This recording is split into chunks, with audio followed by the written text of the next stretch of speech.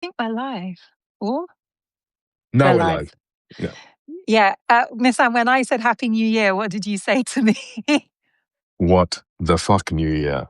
Honestly.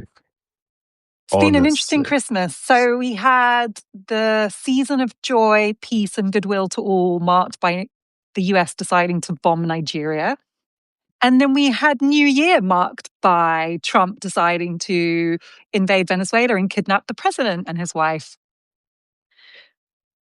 Yeah, Uncharted territory. I mean, it's I'm rarely left speechless, but I think a big part of this whole sit down for today with you and I is probably going to be Venezuela. And I know you're quite well versed. You wrote beautifully about it really quickly. Thank you. Because thank you. because I had to get my head around it. Because Venezuela has been in and out of the public discourse for many reasons, but it's always been there. It's always been there. And your article, which it's the last post you did on Substack. Yeah, it's my last Substack post. Yeah. I wanted to remind us all that while this is unprecedented, there are many precedents for the US conducting illegal attempts at regime change, and that there are two main things to say about that. One, every time the US violates international law and another country's sovereignty to instigate regime change, it damages the system that keeps everyone safe, including the US, because you just have to think, what if China decided they didn't like Trump, decided to make up some charges, invade, arrest him? Like, that might seem far-fetched or now. take Taiwan. In a way where unipolarity is inevitably declining, that is the precedent America is setting. And the second thing is that even if you assume that America should do things that are unconventional in its own interests, every single time it invades another country and instigates regime change, it ends up damaging American interests. So it's not smart. And you know what it makes me think of? It's like this entire US administration is like the kid in the playground that beats everyone up to steal their lunch. And for a while that worked. You get everyone's lunch. But everybody hates you. You will never have an ally. You will never have a friend who has your back. And the best example of this for me and what America's doing right now, which maybe we'll come to, is not even Venezuela, it's Greenland. So I don't know if you saw that Stephen Miller's wife was like Greenland next. Stephen Miller, one of the most influential people in the administration. Trump's already talking about how we want Greenland next. Denmark is one of the US's most loyal allies. When the US decided in another illegal invasion to start a war in Iraq and Afghanistan, Denmark, just like the UK, jumped up, offered troops. They put Danish lives on the line to stand by the US in that illegal war. And now the US is treating Denmark like it treats Russia or like it treats Venezuela. We want Greenland. We're just going to help ourselves to it. And it means next time the US needs an ally, what's the incentive? Because you might do whatever they ask and they'll turn around and try and violate your sovereignty too. So in the long term, to say it damages US credibility is such an understatement. Credibility. I like that. Like, imagine a world where the US had credibility. This would be the best way to ruin what was left of it. Yeah, I mean, every single thing you said, I think it's been. I'm trying to find Claire Daly's tweets she did about the fact that Spain is the only country that has in the EU that has made a statement that is worth calling a statement. Everyone else has capitulated. Every single. So I'm just going to add to that. I've said this before, but you know that my background with Keir Starmer is working with him in a chambers that was founded on principles of international human rights law. That is his entire career's body of work, is a legacy of working within the parameters of and deeply respecting human rights law. So the fact that when this, which by the way, I have not heard, not even on the right, a single legal expert, not even a legal expert, a single person who's ever understood anything about law say this was legal. Some Republicans support it, but they're not saying it was not legal. It's completely illegal. There's no case that it was legal. No one is trying to say it was legal. But for Keir Starmer to not be able to come out and say that was illegal, when it is basically like, if you were to study law, that would be class 1 of what illegality in international law looks like. It's been interesting. The world we live in now, because obviously you and I have lost our minds watching how awful the press have been in regards to Palestine and Israel over the last 2 years. But what's been really interesting is that they have been really quite on it with the interviews with Keir Starmer, which I think is very interesting. You know, I just saw Laura Kuensenberg and somebody else, and they were saying the things you and I would ask him. And I was like, that's interesting. It is Because interesting. it goes to show the do not enter seems to be only about one particular nation. Do you know what I think it is? I think that the UK is a small island that has felt safe because it has sucked up to the US for the entire 20th century.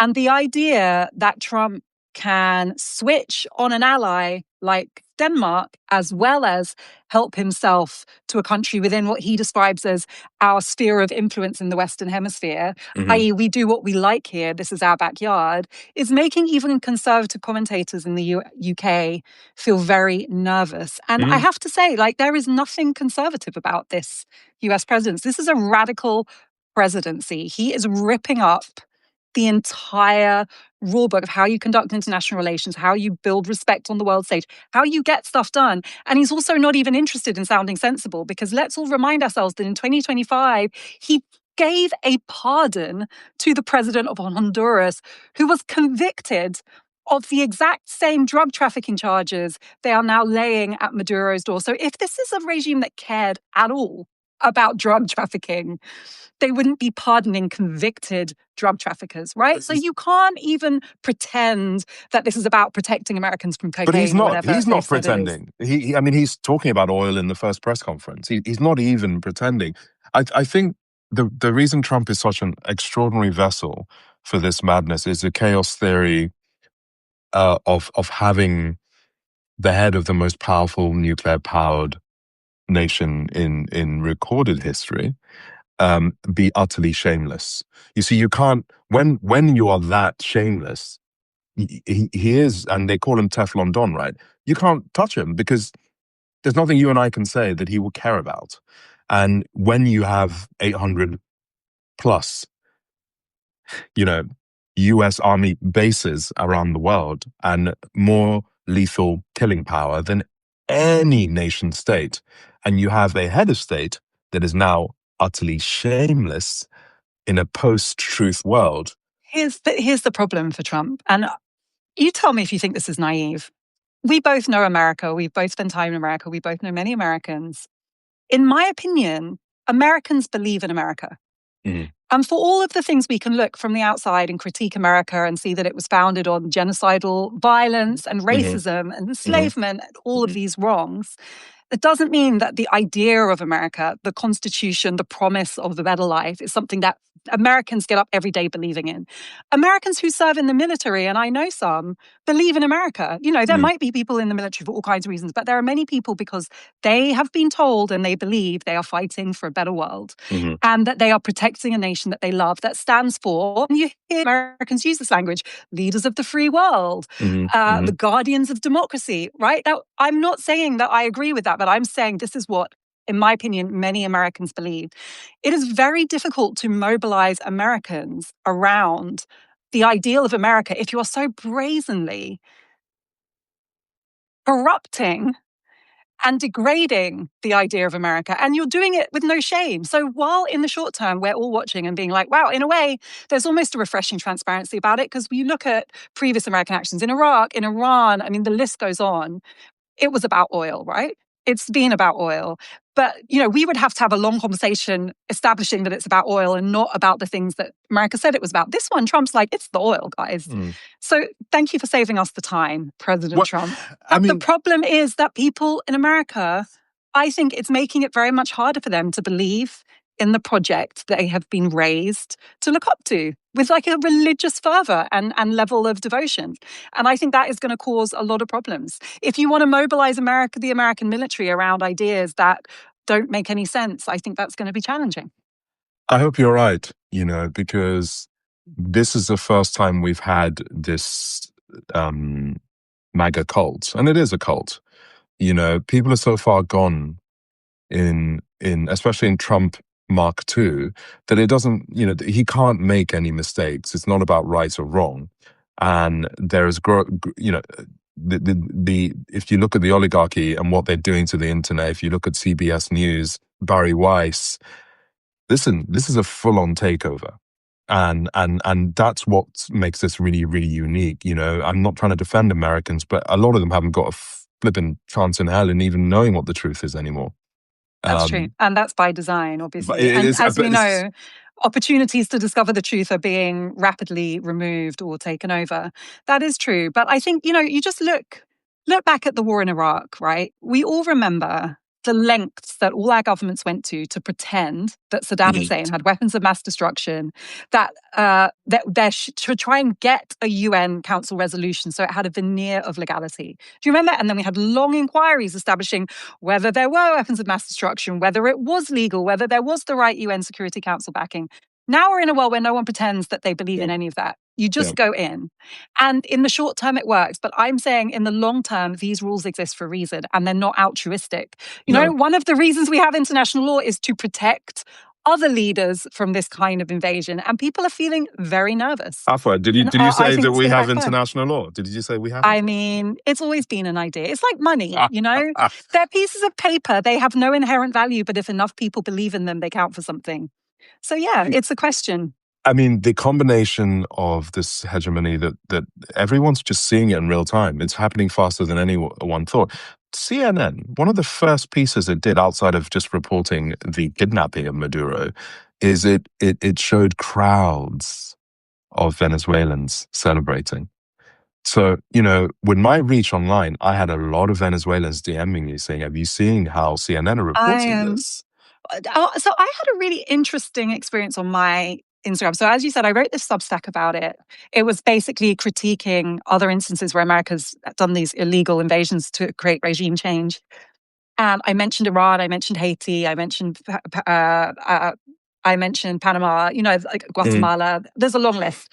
And I had Venezuelans on my DMs complaining that I was being dismissive of their suffering under Maduro and minimizing how happy they are that he's gone. And I had quite a few people say, what you're missing is we don't care whether this was legal. We don't care what Trump's motive was. This is good. This is what we want. We're really happy. Don't rain on our parade. And this is, again, why I always turn to history, because I'm not endorsing Maduro. I'm saying processes and rules exist for a reason, and it's to protect us. And I just want, this is my challenge for everyone watching, give me one example of where a leader who is a bully, and by the way, this is what Hitler did. He wanted Poland, he just helped himself. Give me one example of a leader who just helps himself to other nations' resources, violates international law, deposes their leaders, where that has a good outcome for the residents of that country. Just one example where that's worked out well for people. And this is what I'm saying to Venezuelans. Like, I'm not saying it was okay what people were going through under Maduro. I'm saying this will be worse. And that the origin story of what comes next counts. It's going to influence the outcome. It's so interesting. I had the same messages. And I think this is part of the folly of man. You see, you know, we don't, and you've given many examples. I'll give a few more. I remember when I started seeing how many of my friends from Iran were Zionists and really, really pro-Israel. And I was like, huh. And I have a few Lebanese friends that are like on a strange place in regards to their view of Israel. I have many, many friends from Syria who said, Misan, this is the first time I can go home. I don't even understand how this thing happened, but I'm gonna go home, right?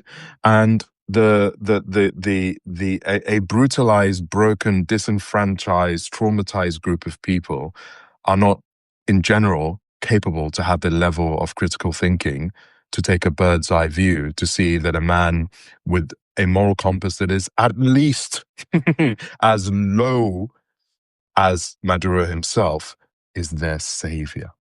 And this is the issue where it takes us who have a platform and a voice to hold steady on the truths of all of this. That does not mean the Venezuelans are wrong or right. It's about the ability to even be able to have true critical thinking when you have suffered, your parents have suffered, you've lost friends, you may be starving, you may have been put. How can you possibly? But the one thing I'll say as a Nigerian is we have this term wahala, trouble. Our own wahala is our own wahala, and we have to fix it ourselves. And my friend from Iran, when I said, do you think that Benjamin Netanyahu is your savior from the Islamic Republic of Iran because you don't like the current leadership? Do you think Israel is It's your that kind of my emancipation? enemy's enemy is my friend.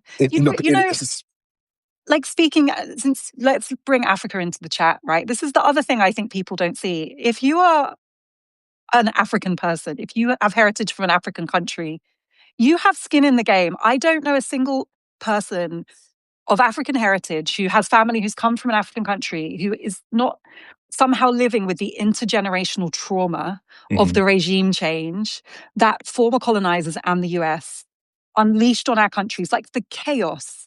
So, you look at the African continent, there is not a democratically elected president who stood for change and genuine social transformation who was allowed to stay alive and lead his country. The people who were allowed to stay alive and run their countries were the people who were essentially running client regimes for the US, right? Dictators, you've got the Mobutos, you've got the Mugabes, who started out he broke as my heart. That man who started broke out my as a heart. freedom fighter. But the point is, if he'd have stayed a freedom fighter, he would not be alive. He would have had the same fate as Thomas Sankara or as Kwame Nkrumah. The list goes on. So people who don't know much about the African continent, look at it and see, maybe like Trump, shithole countries. We are still living with the consequences of the CIA and MI5 coming in and deposing regimes that stood for the promise of what would have been in our interest. So we know how this ends. And it's so historically illiterate to think that what might seem tempting in the short term that is carried out through the illegal actions of a deeply anti-democratic tyrant is going to have a good outcome for you. Impossible. But listen to the language you're using. Look, this is gonna hurt. I'm gonna just have to say it.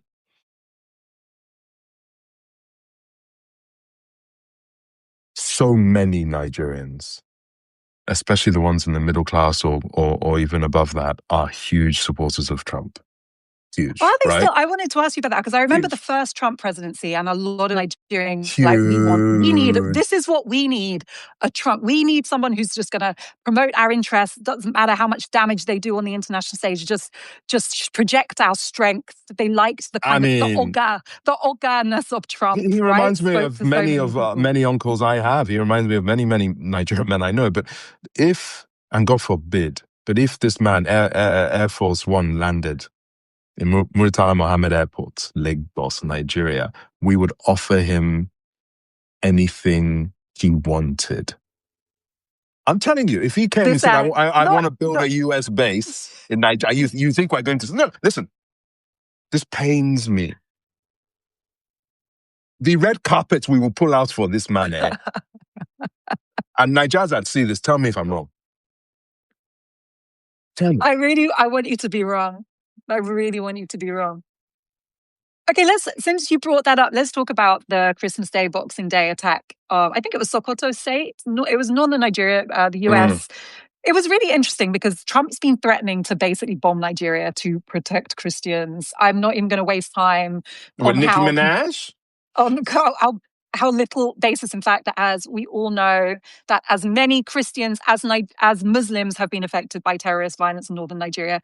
I'm also just going to remind everyone that the chaos in the Sahelian part of West Africa, which is the north of most of the coastal countries, as well as Mali, Burkina Faso, Niger, Chad, was caused by the US's last illegal frenzy of regime change when they deposed Gaddafi, sending his mercenaries heavily armed back to their home countries and fomenting Tuareg rebellions, other rebellions in the desert, joining up with Al-Qaeda, with ISIS, with Boko Haram, and Sardine. West African terrorist groups sprung out of that last US military intervention on the African continent. Of course, when Trump talks about the problems of violence in Northern Nigeria, he conveniently fails to admit the major role the US had in starting that violence. And I'm not oversimplifying it. It's a very complex situation in the Sahel. It's not just because of the US actions in Libya, but that was the spark that lit the tinderbox.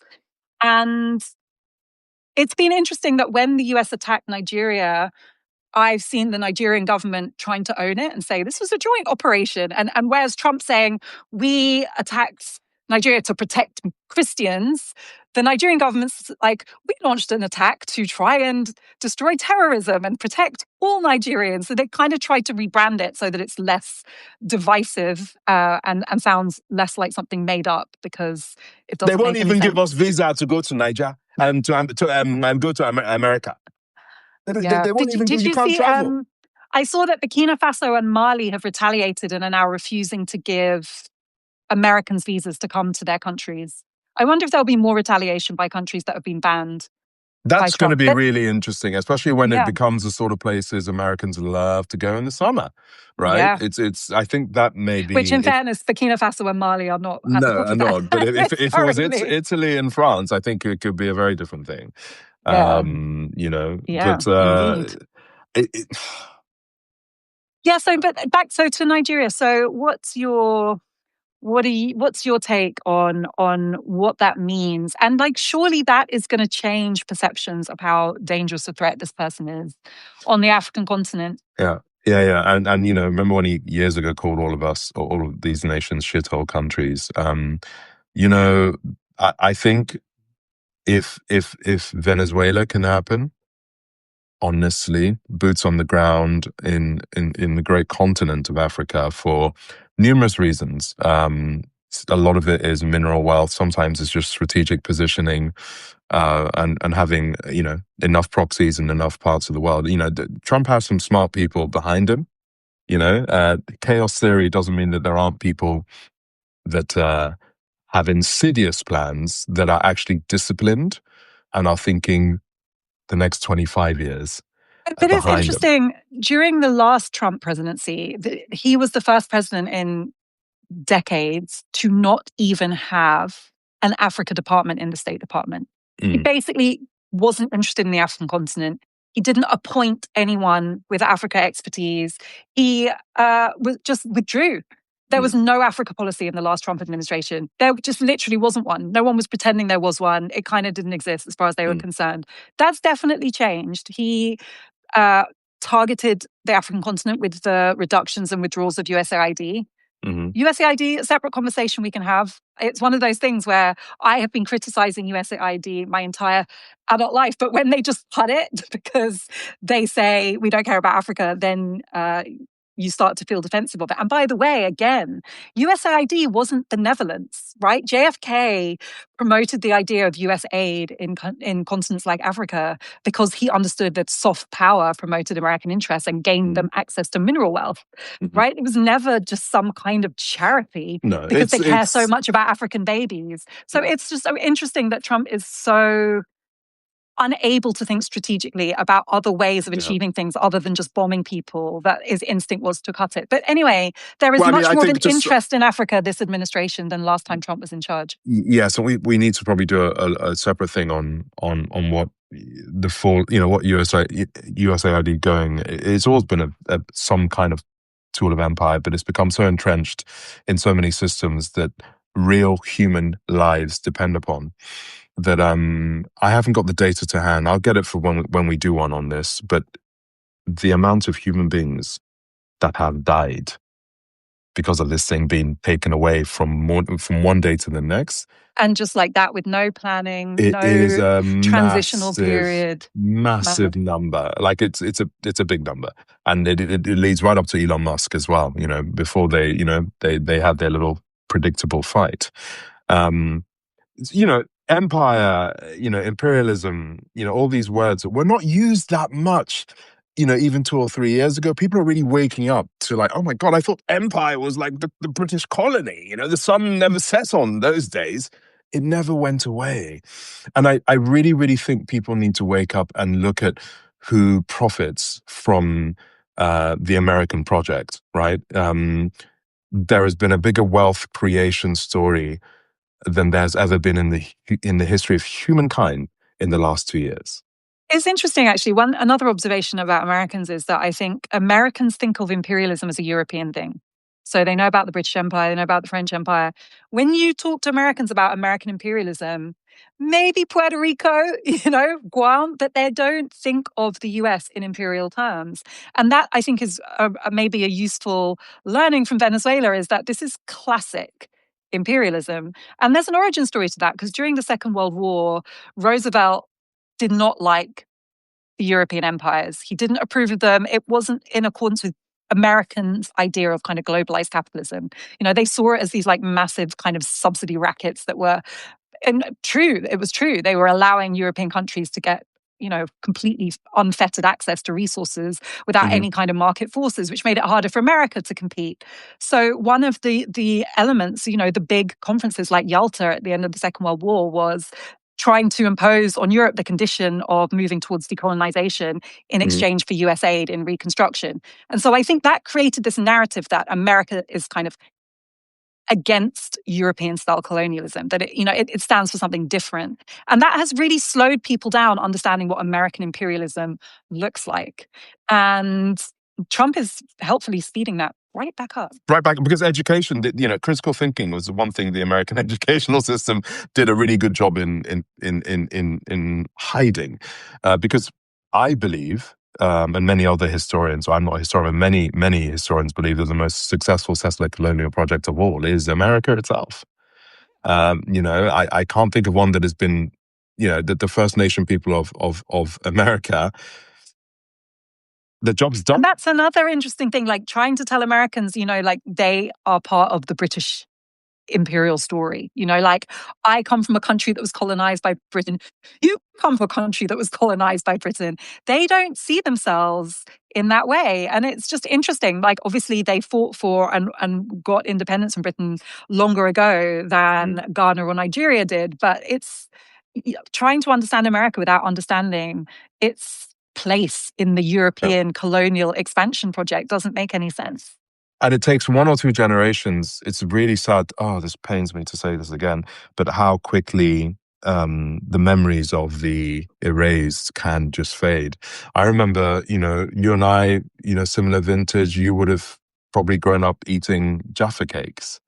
And, I was like, have some Jaffa in cakes. my cupboard now. And I was just like, I didn't know about the You're not going to tell me we with, can't eat Jaffa cakes, are you? No. But Okay, the port of Jaffa, right? In Palestine. In Palestine, with the best oranges in the world, right? I never thought about that. And if you just get on Google and look at what has happened to the erasure of that and how it leads to the Jaffa cakes that we eat today, it's Jaffa. The Jaffa cakes. It's just like, the level of this is mad. And I was just a kid eating my Jaffa. Do you think once when I ate a Jaffa cake, I was thinking of any Palestinian connection? And this is a power. The erasure is very, very, very effective. I'll tell you my one that was a bit of a shocker is Captain Birdseye. Did you know that was actually a real person? And guess where he got the idea for fish fingers from, Misan? Oh, fuck no. I'm scared. Hit me. He was in Canada watching indigenous people, how they catch fish and freeze them immediately on the ice, and how the fish retains its flavor and shape when it's frozen immediately. And so he essentially stole that IP, copied the technique, repackaged it as a quintessentially European food, and hence we have fish fingers, or if you're American, what do they call them in America? Fish something else, fish sticks. Is that what they call? I think so. You know what? You can't really defend a fish finger either. It's a bit of a strange name. Anyway, but it's so interesting how much of our food is it's like dangling in plain sight. Yeah, and then people think that imperialism is like some ancient story while they're munching on a Jaffa cake. No. The dissonance of it. It's everywhere, and I love the ability that we have to go on these journeys and help people. Because once you go down these rabbit holes, it really helps you understand the bigger picture of the ills of our collective past. And on that point, I actually wanted, in our chat earlier, I didn't bring this up, but I have to. bring this up because it's kind of connected to you and your story. I reposted Georgia Poet's beautiful words MBE. on the That's beautiful. on the honor system, and around the end of the year, this always happens, and many people have got in touch with me saying a myriad of different points of views. But I really think, going into 2026 and the world as we see it today, and seeing so many extraordinary people that have come from, beyond nothing to shape a legacy in the world is something to celebrate, right? But how do we celebrate it? Okay, so it is New Year. Most people, when they think of the New Year, they're probably thinking about like getting into the gym and their resolutions. You and I always get a rude awakening with the reminder of how many of our people celebrating being recognized with the language of genocidal imperialism. And every year, there's this list of new Black and brown recipients of OBs and MBs, and a lot of white people get them too. And it's really interesting, actually, like some of the robust conversations I've had with Black and brown people I know who've accepted OBs have said, but that's so unfair. White people never have to explain why they've taken one. Why should we have to explain? Why is the burden always on us? I just think it's such interesting framing. First of all, there are a lot of high-profile white people who've rejected OBs and MBs for this, because they also share the values of not celebrating or endorsing violent imperialism. But also, it's such a privilege to have in your lineage direct access to the understanding of what oppression looks like. It means that you are already awake. You already have more racial and cultural and historical intelligence. It's been gifted to you. And the idea that you would prefer to slip into a slumber of ignorance where you can celebrate the things that have done the most damage, I just find it strange. I can't relate, Misan. I actually can't relate. I would rather slowly poke my eyeballs out with a hot spoon.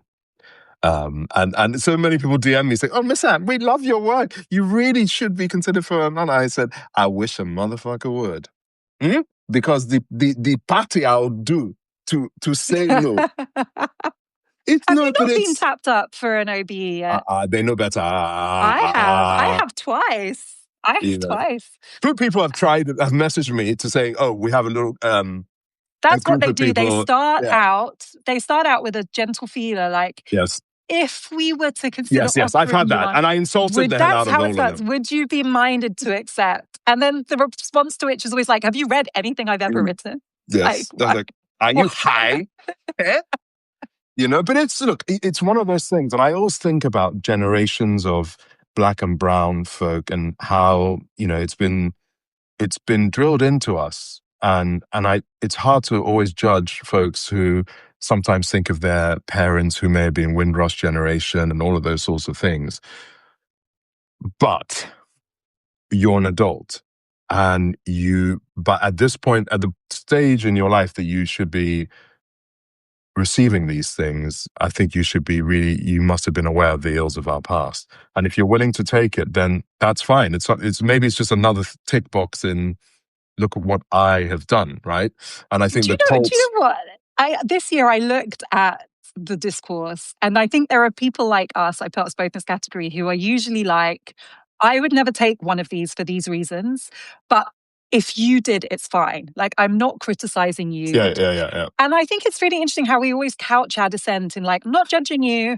And I think I'm going to move a little different this year. I think I'm judging you. I'm judging you. But here's the empathy, though. Here's the empathy. We live in a climate of scarcity, right? As a Black British person, there is a legitimate sense of scarcity. Doors are closed to you. Ceilings are imposed on you. It's a hostile environment in every way, spiritually, psychically, economically, socially. It's a hostile environment. That is real. And so I understand why, given that sense of scarcity, people feel compelled to take whatever they can get. I get that. I do. And the thing that really gets to me is that that's by design. The same system that created that scarcity for you is now dangling you a medal. And by the way, if they were offering you land, intergenerational wealth, assets, and you had this plan as to how you were going to use that to build your way out of the scarcity, different conversation. The thing that hurts me is what they're giving you is so little. It's some letters and a cup of probably cold tea at the palace. Like, that's all it costs to buy your complicity in the system. I just think it speaks to how insecure we feel, that we have to take that because there's nothing better for us. And that makes me really sad for us, Miss Anne, honestly. But it's also the most genius thing because it reduces our most powerful, right?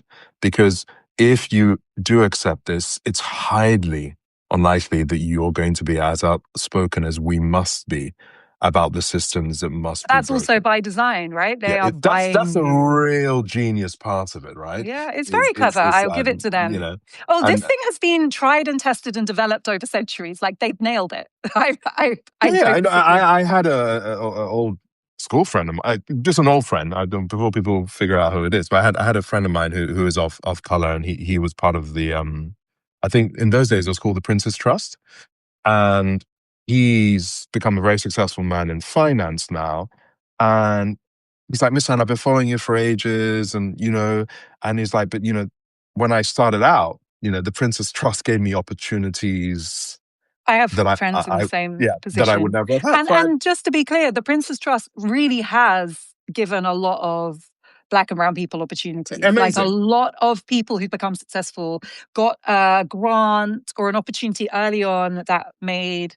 At an important time in their lives. At an important time in lives. And by the way, that's the point of the Prince's Trust, now the King's Trust, because now they're loyal, right? Yeah. So that's what I said to him. I said, listen, mate, I'm not denying. I know many people whose lives were changed, maybe even saved by this because of where they were coming from. But does that mean that you then will lose all ability to critically think about the systems that is part of?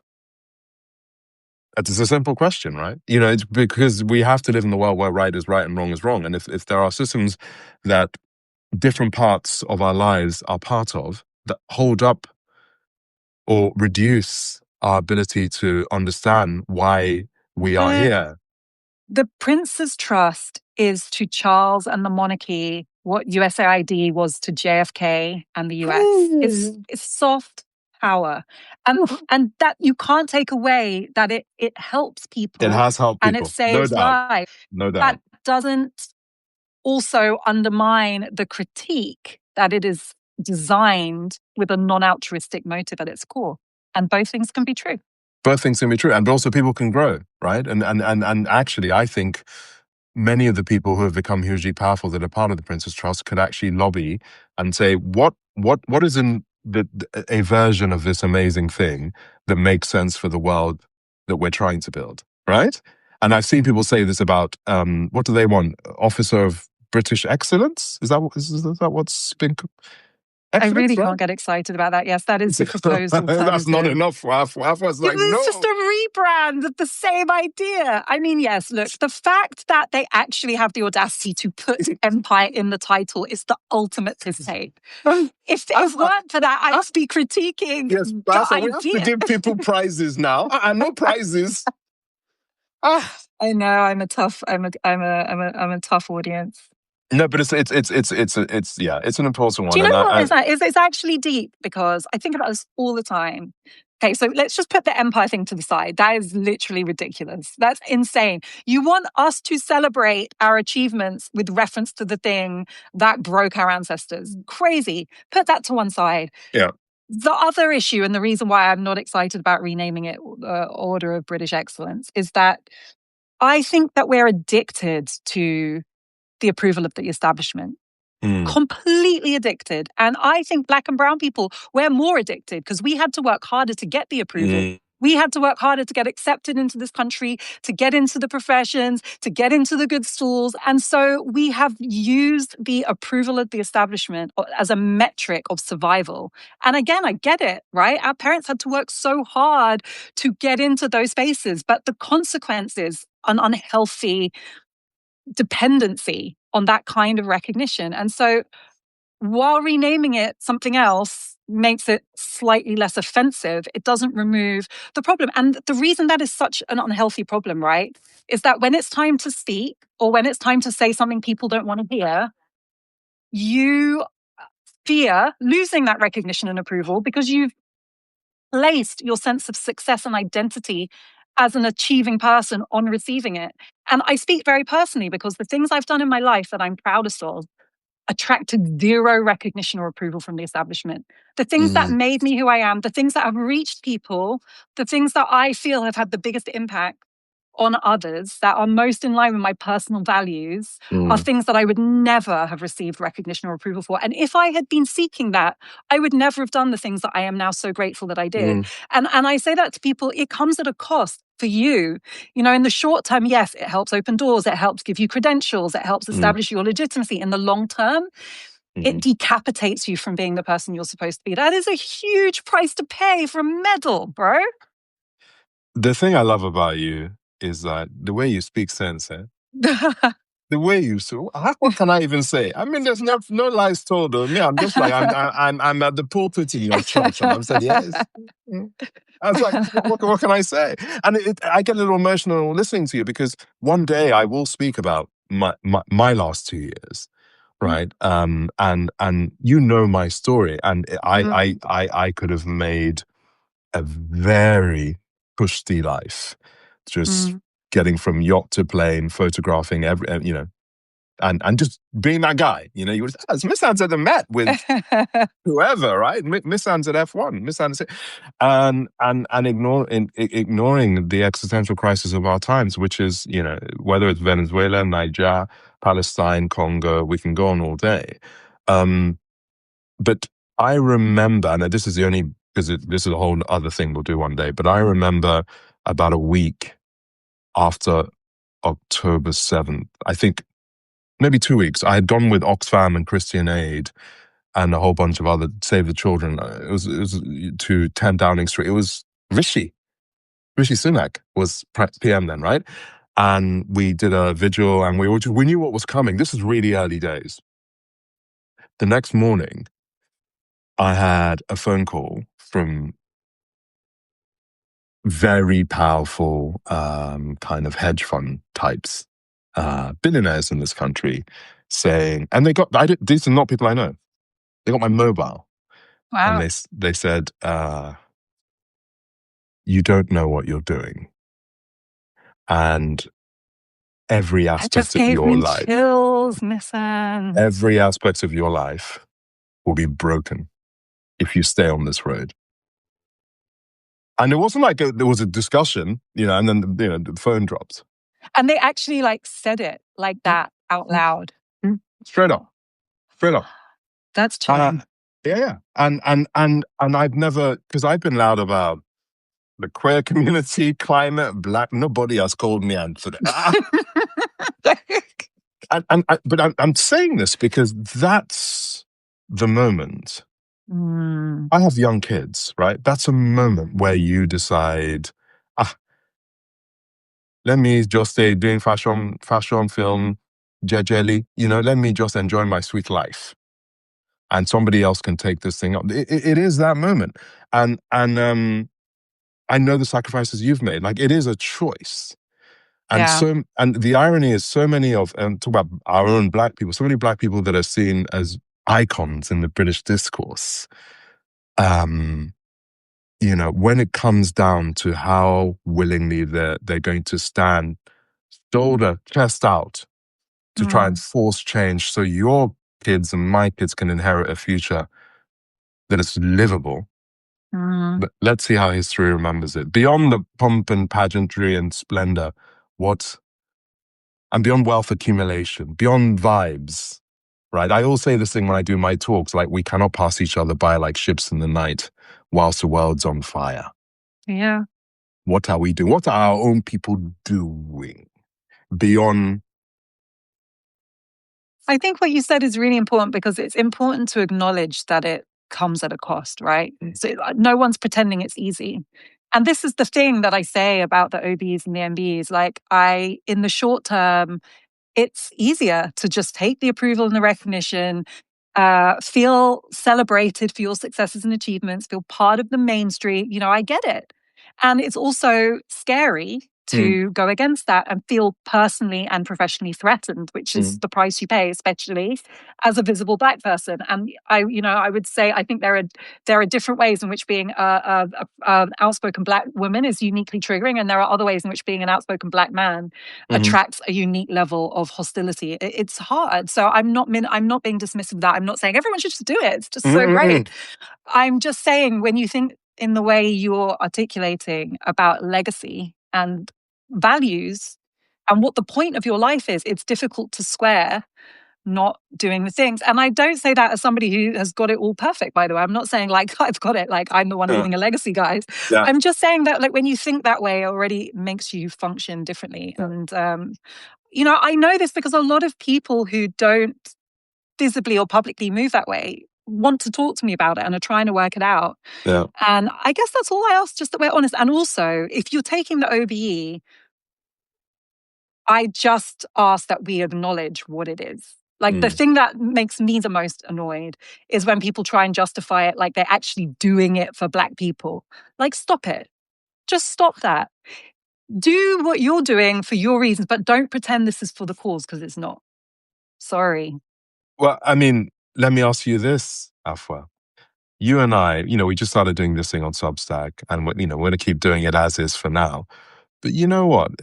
And we've spoken about this, but the idea of you and me having a podcast, observing culture as we see it, it's interesting how scary that idea can be for a lot of people.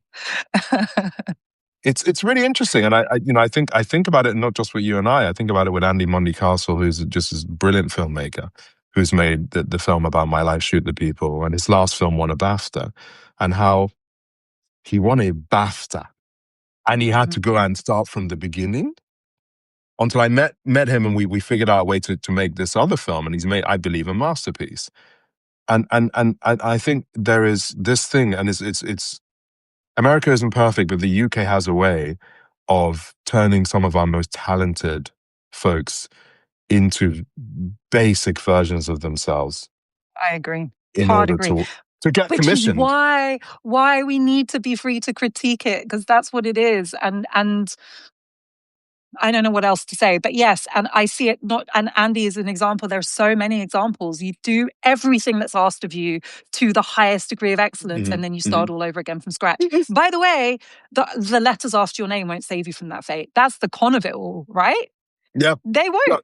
No, and the brilliance of everything that we are. I mean, that's why independent media is just becoming so important for us. And every time I see a person of color that's trying to build their own platform, I'm like, yes, how can I help to keep doing it? And because, the BBC has its own issues, but we're at the bottom of any kind of importance of the state broadcaster. But I also think all of the commissioning parts of the infrastructure of radio, TV, and film in this country, I don't know how many times I'll have to say this, but I'll say it again on this one. It was Fiona Lamptey, a Black woman, that commissioned my film with Netflix, that was nominated for an Oscar. Was and is run by another Black woman, Anne Mensah. Not a coincidence. Yes, absolutely. It was a myriad of Black people that helped get my documentary to a place that it could be made. It was a Black man, Edward Enninful, that gave me my Vogue cover. So, the reality is, like, how many people in industry look like us is very, very few. And right? You would like it to be the case that you could separate the conversation about diversity in the industry and us doing our stuff. That clearly has merit because it ends up working really well. But the reality is that it's only when people like us are in those positions that the doors are open. That for some reason, other people aren't doing their job of seeing value in forms that don't look exactly like them. Which is crazy. But Afua, imagine why is that? If Afua Hirsch comes into a meeting, right, and maybe, I know you too well and everything else, but I'm just like, it's a bit of a home run in terms of the subjects that you would want to do, and you do a pitch. So when you leave that room, what is going on in their head after you've pitched your idea? Well, I can tell you what they tell me. This is incredible. We think it's going to do really well. It's just not a great fit. For fuck's sake. Still? Yeah, man. Yeah, man. All the time. We move, Misan. I think we should wrap it up. We've been going for nearly an hour. It's a new year. I'm so happy to see you. I love the comments. We didn't even really address. Oh, no, really one more thing. Sorry, really important. Okay, and I just want to, I don't know Anthony Joshua, but I've been so just devastated in all of it, and we don't need to go into the details because everyone has seen it. But I just condolences to him and his of course the family of his two close friends, these two men that were taken far too early, too soon. And I mean, there's a lot that people can talk about fate and where he was sitting and all of those things, but the fact is two men are no longer with us, right? In a really awful way. And I saw footage of Anthony at the mosque at, I think, one of the funerals, and again it was just. And then he did a post with some of the family's members, and I'm just like, may those that have gone rest in eternal peace, but also his mind. I hope he has the right people around him. This is a long journey. That's like a deep trauma to go through. I can't, on so many levels. Yeah. So thank you for saying that. No worries. We'll be back. We'll be back very soon. It's been judging by how January is going, we may have to do a few emergency ones. Blumeneck. Yeah, look out for them. We're still here. We move. Yeah, look after yourselves. Thanks for joining, everyone. Bye.